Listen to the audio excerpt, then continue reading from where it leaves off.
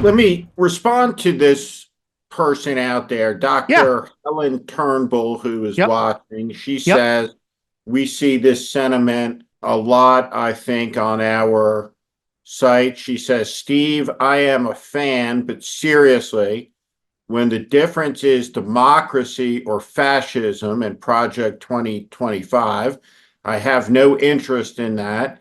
And why has the mainstream media sold their soul to trash America?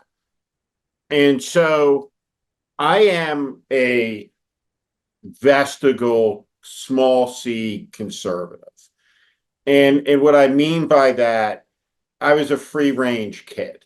There were no seatbelts. There was, I remember the bench seat, no seatbelts in the Totally. front Same. seat, right? No bike helmets, right? Any of these things. And deeply embedded in conservatism was the concept of personal responsibility.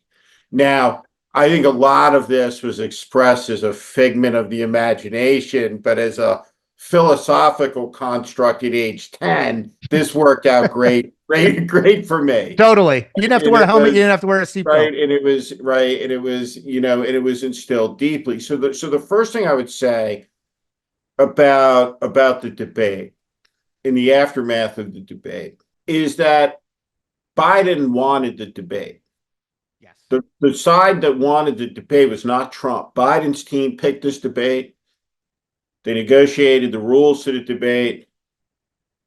I didn't like the rules to debate because I think an experienced debate negotiating team would understand that if you silence Donald Trump, you tamp down his craziness as opposed to letting Trump be Trump. You never want to cage the tiger for a bunch of different reasons.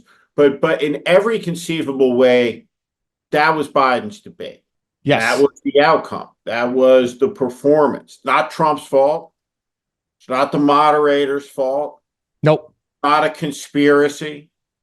It is the 81-year-old president in a high stakes debate. There you go. And so now, 14 days later, the poll numbers across the board now Mm-hmm. have him behind in the popular vote, have him tied inside the margin of error, but up now in none of the polls and inside the skin, those internal numbers, Yep. the approval numbers. What percentage of the country think he's fit for 4 more years? He's just been liquefied. They're gruesome on the inside. And so how do you reset that?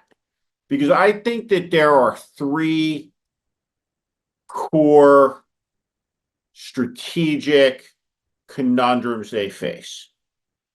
The first is Trump is the most prolific liar that has ever been president, 35,000 on the record lies. But he said, hey, this guy's not up for the job. Trump comes out and he says, hey, what I tell you, and the Democrats' response to this is somewhere in a range of, you didn't see what you saw. B, I'm just going to yell at you and tell you to, in some version, shut the fuck up and be belligerent about it. Get in line. 3, everything's good. And so Don't look over here. and and so you've ceded honesty as a core issue to the most prolific liar there is.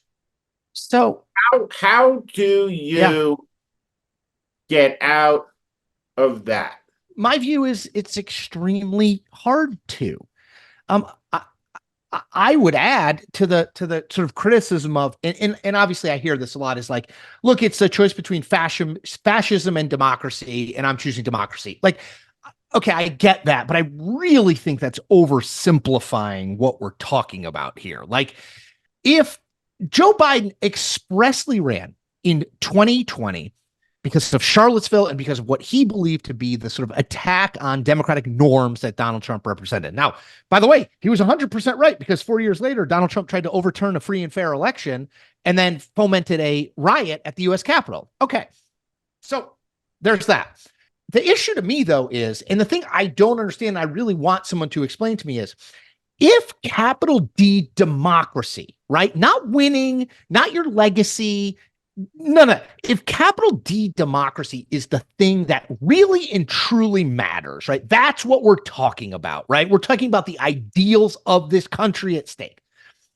I don't know how Joe Biden looks at that and says, okay, well, we'll take it. We'll roll the dice. Like, we'll give it a shot. Like, yeah, I'm behind. 85% of people in the Washington Post ABC poll today said Biden is too old to be president. But like, we'll just give it a shot. I'm going to give it, like he said with Stephanopoulos.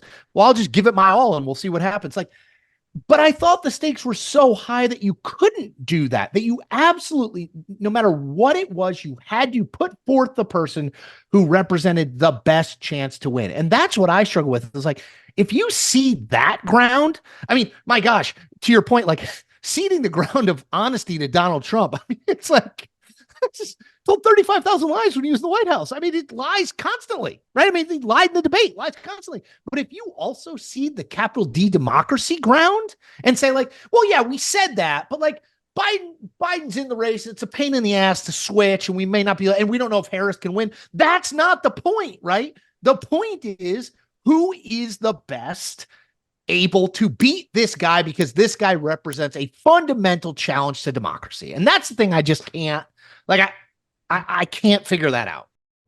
I'm Steve Schmidt. This is The Warning, and I invite you to subscribe on our Substack, on our YouTube channel. Follow us. Welcome to the community.